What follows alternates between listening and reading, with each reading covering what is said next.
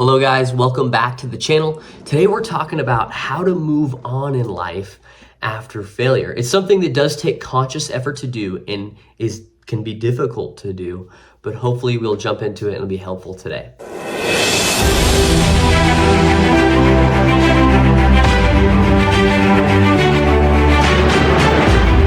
So, how to move on in life after failure. I think there's three components I'm going to talk about today.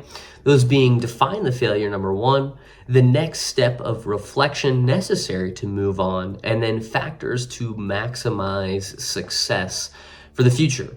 Before I jump in, I do want to say this is just my experience. This is what I've faced and what I know how to move on in life after a failure. Maybe yours is different, but hopefully we can jump into some helpful things and you can kind of see how I do it, and maybe you can employ some of the ways I move on from a failure in my life. So first, the first step I believe is to define the failure. And when you're defining the failure, I think you need to try to separate your emotions from the outcomes and the results that happened. Because I've found in my life that I can get somewhat caught up. And what I mean by this is, if I'm working towards something, I could be getting better every day. But then my emotions tell me that I am failing and I'm not doing good enough. And I think it's important to look back at yourself and reflect that, are you getting better every day? And in that instance, I don't think you failed. I think you just need more time and more consistency. And that's what I found in my life, is I haven't failed. I just need more time at what I am doing. So I think you actually need to look objectively at what did you do wrong and did you get better or worse? I would say if you got worse over that period and you didn't do your best or what is required to be successful, then you did fail. But if you're getting better, even 1% at a time, I don't think you failed, and I think you're on the track to success. You just need more time and more consistency. So that's what I would say first, is define the failure and separate your emotions from the failure, looking at specifically the outcomes with an objective lens so that you're able to look at all these things. Now, that moves us to the second step, which is the next step of reflection, which I believe is, what did you learn? So with that, what did you learn and what can you change? What I mean by that is, you need to look at your behaviors, your actions. Did you not prepare as well as you want? Did your performance not reflect what you want to do? And look at those things and look at how can you be better for next time.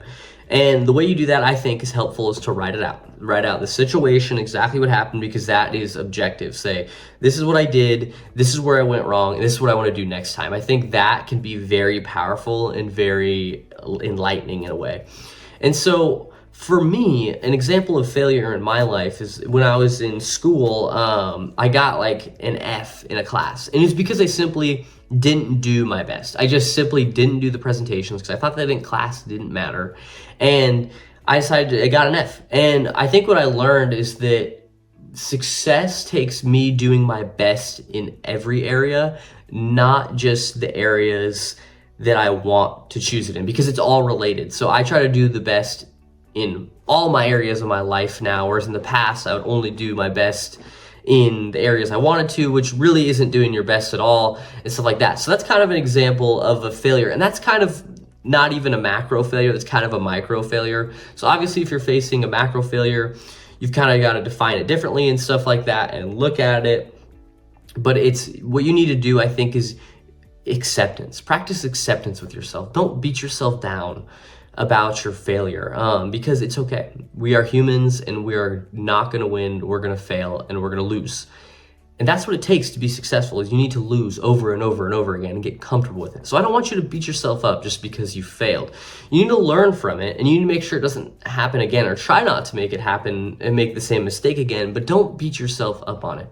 And kind of, if you feel like you failed, you feel like you're a loss, check out our balance wheel in the description. It can provide some valuable insight and maybe your next step, because it's going to look at your professional side of things, your relationships, your health, and your resources. And you're going to be able to look at the next area you want to take on your life and you want to improve. So it can be enlightening, but yeah, it's in the description. Check it out. Anyways, that moves us to my final point on this stuff, which is factors to maximize success in the future. And I think you need to define what factors you need to look at next time for yourself. So what do I mean by factors that increase success? I think that comes down to environment, choices, discipline, integrity, all those good things.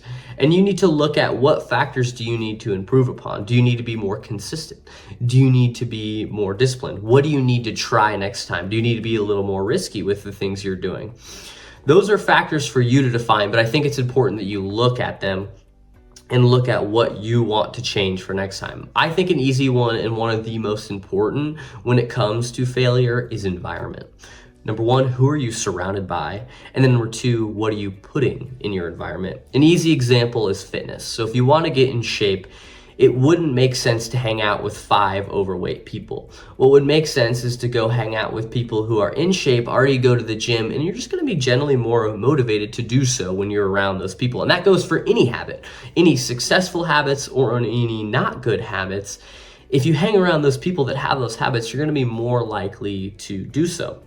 And then, so that ties into who you surround yourself with, but what do you put in your environment too? An easy example of fitness, again, if you want to get into shape, is what food do you have in your fridge and in your cabinets? Is it healthy? Is it not healthy? Does it support your goals? Things of that nature. That's a huge factor that can influence your success, as simple as fitness or as complex as business and things of that nature. So find a way to prime your environment to not help you not fail and help you be successful in the future. So that's a factor you can look at, and that's one of my favorite factors to look at is my environment and my consistency. Those are my 2 go-tos. Was I consistent enough, and did I give myself enough time? And then also, how was my environment related to my failure or my success? Those things have been enlightening and empowering for me, because I think that with failure, sometimes we can get down on ourselves and we feel a victim of circumstance, but we don't want to feel that way. We want to live a life on our terms, right?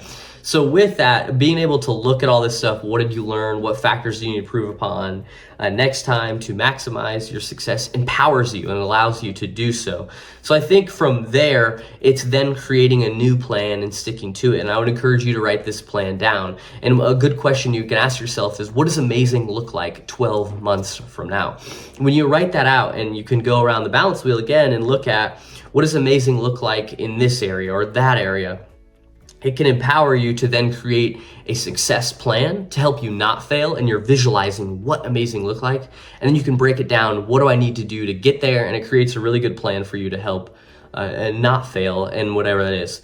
So again, this was my experience with this. This is how I move on after failure. Hopefully this was helpful, and I'll see you guys in the next video.